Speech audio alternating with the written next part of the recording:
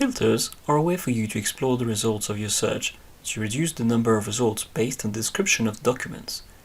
Filters correspond to the search you've done, so each number next to each specific filter corresponds to the result of the search you just did. If you look at any article, you'll see that each has many fields to describe the content. Each category of filters corresponds to a field, so with each filter you can narrow down your search more precisely instead of relying only on keywords.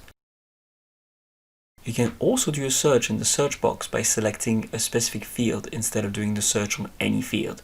For example, selecting the field title or the field abstract will allow you to be more precise in your search, as the keywords you're looking for will be only looked at in the title or the abstract. When you use a filter, the database will automatically apply it to a result.